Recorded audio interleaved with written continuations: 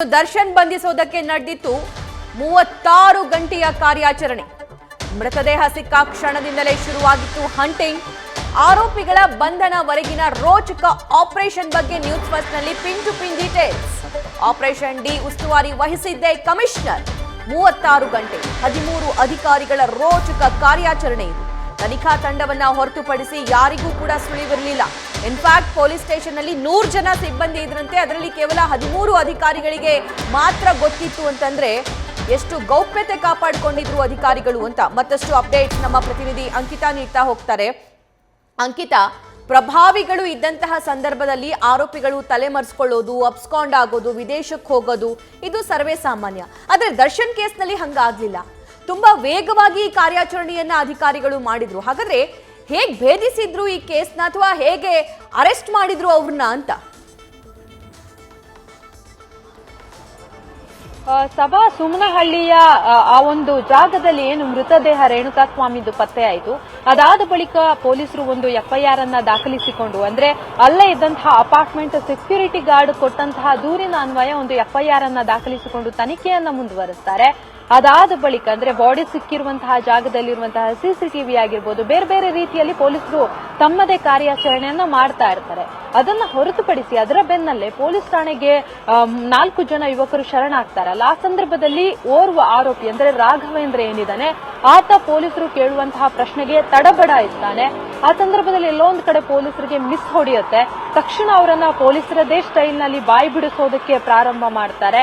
ಆ 4 ಜನ ಆರೋಪಿ ಏನಿದ್ದಾರೆ ಅವರನ್ನ ವಿಚಾರಣೆ ಮಾಡಿದಂತಹ ಸಂದರ್ಭದಲ್ಲಿ ಈ ಒಂದು ಕೇಸ್ನಲ್ಲಿ ದರ್ಶನ್ ಇನ್ವಾಲ್ವ್ಮೆಂಟ್ ಗೊತ್ತಾಗುತ್ತೆ. ತಕ್ಷಣ ಈ ವಿಚಾರವನ್ನ ಕಮಿಷನರ್ಗೆ ತಿಳಿಸುವಂತಹ ಕೆಲಸವನ್ನ ಮಾಡ್ತಾರೆ. ಅಂದ್ರೆ ನಗರ ಪೊಲೀಸ್ ಆಯುಕ್ತರಾದಂತಹ ಬಿದಾಯಾನಂದ್ ಏನಿದ್ದಾರೆ ಅವರಿಗೆ ಈ ವಿಚಾರವನ್ನ ಹಿರಿಯ ಅಧಿಕಾರಿ ಡಿಸಿಪಿ ಆಗಿರುವಂತಹ ಪಶ್ಚಿಮ ವಿಭಾಗದ ಡಿಸಿಪಿ ಆಗಿರುವಂತಹ ಗಿರೀಶ್ ಏನಿದ್ದಾರೆ ಅವರು ಕಮಿಷನರ್ಗೆ ಈ ವಿಚಾರವನ್ನ ಮುಟ್ಟಿಸ್ತಾರೆ. ಆ ಸಂದರ್ಭದಲ್ಲಿ ಕಮಿಷನರ್ ಅವರಾಗಿಯೇ ಸರೆಂಡರ್ ಆಗಿದ್ದಾರೆ ಅಂತಂದ್ರೆ ಏನಾದ್ರೂ ಇರಬಹುದು, ಅವರನ್ನ ನೋಡ್ಕೊಳ್ಳಿ ಅಂತ ಹೇಳಿ ಒಂದು ಎಚ್ಚರಿಕೆಯನ್ನ ಕೊಡ್ತಾರೆ. ಅದರಂತೆ ಕಂಪ್ಲೀಟ್ ಆಗಿ ಎಂಕ್ವೈರಿಯನ್ನ ಮಾಡ್ತಾರೆ. ಆ ಸಂದರ್ಭದಲ್ಲಿ ದರ್ಶನ್ ಇನ್ವಾಲ್ವ್ಮೆಂಟ್ ಅಧಿಕಾರಿಗಳಿಗೆ ಗೊತ್ತಾಗುತ್ತೆ. ಅದಾದ ಬಳಿಕ ಅಧಿಕಾರಿಗಳು ಈ ಒಂದು ಕಾರ್ಯಾಚರಣೆಯನ್ನ ಮಾಡಿರುವಂತದ್ದು. ನೀವು ಹೇಳಿದ ಹಾಗೆ ಠಾಣೆಯಲ್ಲಿ 100 ಜನ ಸಿಬ್ಬಂದಿ ಇದ್ರೂ ಕೂಡ ಈ ವಿಚಾರವನ್ನ ಎಲ್ಲೂ ಕೂಡ ಲೀಕ್ ಮಾಡಿಲ್ಲ.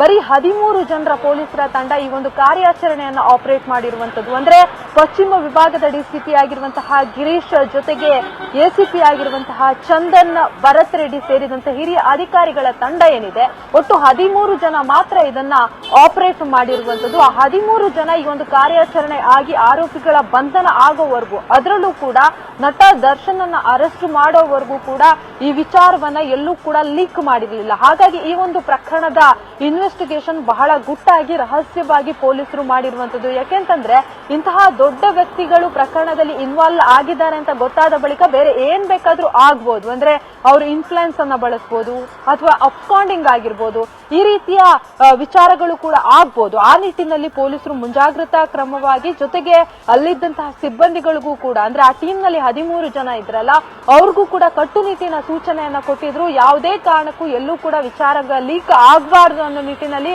ಅವರು ಕೂಡ ಸೂಚನೆಯನ್ನ ಕೊಟ್ರು. ಆ ಸೂಚನೆಯ ಆಧಾರದ ಮೇಲೆ ಕಾರ್ಯಾಚರಣೆಯನ್ನ ಮಾಡಿರುವಂತದ್ದು. ಬರೋಬ್ಬರಿ 36 ಗಂಟೆಗೂ ಅಧಿಕ ಕಾರ್ಯಾಚರಣೆಯನ್ನ ಮಾಡಿದ್ದಾರೆ. ಆರೋಪಿಗಳ ಮೊಬೈಲ್ ಟವರ್ ಡಂಪ್ ಏನಿದೆ ಅದನ್ನ ತೆಗೆದುಕೊಂಡು ಎಲ್ಲೆಲ್ಲಿ ಇದ್ದಾರೆ ಅನ್ನೋದು ಗೊತ್ತಾಗುತ್ತೆ. ಜೊತೆಗೆ ಆರೋಪಿಗಳನ್ನ ಬಂಧಿಸುವ ಮುನ್ನವೇ, ಅಂದ್ರೆ ದರ್ಶನ್ ಅನ್ನ ಅರೆಸ್ಟ್ ಮಾಡುವ ಮುನ್ನವೇ ಆ ಜಾಗದಲ್ಲಿ ದರ್ಶನ್ ಇದ್ರು ಅಥವಾ ಅವರ ಇನ್ವಾಲ್ವ್ಮೆಂಟ್ ಈ ಒಂದು ಪ್ರಕರಣದಲ್ಲಿ ಇದೆ ಅನ್ನೋದಕ್ಕೆ ಸಾಕಷ್ಟು ಎವಿಡೆನ್ಸ್ ಗಳನ್ನ ಕೂಡ ಪೊಲೀಸರು ಸಂಗ್ರಹ ಮಾಡುವಂತಹ ಕೆಲಸವನ್ನ ಮಾಡಿದ್ರು. ಎವಿಡೆನ್ಸ್ ಗಳನ್ನ ಸಂಗ್ರಹ ಮಾಡಿದ ಬಳಿಕ ಆರೋಪಿಗಳನ್ನ ಅರೆಸ್ಟ್ ಮಾಡುವಲ್ಲಿ ಪೊಲೀಸರು ಕೂಡ ಯಶಸ್ವಿ ಆಗಿರುವಂತದ್ದು. ಒಂದು ವೇಳೆ ಈ ಒಂದು ಪ್ರಕರಣದಲ್ಲಿ ದರ್ಶನ್ ಅವರ ಪಾತ್ರ ಇದೆ ಅಂತ ಹೇಳಿ ಗೊತ್ತಾಗಿದ್ದಿದ್ರೆ ಅಥವಾ ಆ ವಿಚಾರ ಲೀಕ್ ಆಗಿದ್ದಿದ್ರೆ ಬಹುಶಃ ಏನ್ ಬೇಕಾದ್ರೂ ಆಗ್ತಿತ್ತು. ಆದ್ರೆ ಪೊಲೀಸರು ಮಾತ್ರ ಅವರ ಒಂದು ಕಾರ್ಯನಿಷ್ಠೆಯಿಂದ ಈ ಒಂದು ಕಾರ್ಯಾಚರಣೆಯನ್ನ ಯಶಸ್ವಿಯಾಗಿ ಮುಗಿಸಿದ್ದಾರೆ. ಜೊತೆಗೆ ಪೊಲೀಸರು ಅನ್ಕೊಂಡಿರುವಂತದ್ದು ಮೊದಲು ಜಸ್ಟ್ 13 ಜನ ಮಾತ್ರ ಆರೋಪಿಗಳು ಅಂತ ಹೇಳಿ ಪೊಲೀಸರು ಅನ್ಕೊಂಡಿದ್ರು. ಆದ್ರೆ ಪ್ರಕರಣದ ತನಿಖೆಯನ್ನ ನಡೆಸ್ತಾ ಹೋದಂಗೆ ಸುಮಾರು 17 ಜನ ಈ ಒಂದು ಪ್ರಕರಣದಲ್ಲಿ ಇನ್ವಾಲ್ವ್ ಆಗಿದ್ದಾರೆ ಅನ್ನೋದು ಗೊತ್ತಾಗುತ್ತೆ. ಆದ್ರೆ 4 ಜನ ಏನು ಪೊಲೀಸರಿಗೆ ಶರಣರಾದ್ರಲ್ಲ ಇದ್ದಾರಲ್ಲ ಅವರನ್ನ ಇಟ್ಕೊಂಡು ವಿಚಾರಣೆ ಮಾಡಿದಂತಹ ಸಂದರ್ಭದಲ್ಲಿ ಈ ಒಂದು ಕೇಸ್ಗೆ ಸಂಬಂಧಪಟ್ಟಂತೆ ಏನೇನು ಆಮಿಷವನ್ನ ಹೊಡೆದ್ರು ಅಂದ್ರೆ ಗಿರಿನಗರದ ಯುವಕರು ಶರಣಾಗುವಂತಹ ಸಂದರ್ಭದಲ್ಲಿ ಉಳಿದ ಆರೋಪಿಗಳು ಏನೆಲ್ಲ ಆಮಿಷ ಅವರಿಗೆ ಹೇಳಿದ್ರು ಅನ್ನೋದ್ರ ಬಗ್ಗೆ ಕೂಡ ಈಗಾಗಲೇ ಪೊಲೀಸರಿಗೆ ಎಲ್ಲಾ ರೀತಿಯ ಮಾಹಿತಿ ಸಿಕ್ಕಿದೆ. ಸಭಾ ನ್ಯೂಸ್ ಫಸ್ಟ್ ನಿರ್ಭೀತಿಯಿಂದ ನಿಮ್ಮ ಪರವಾಗಿ.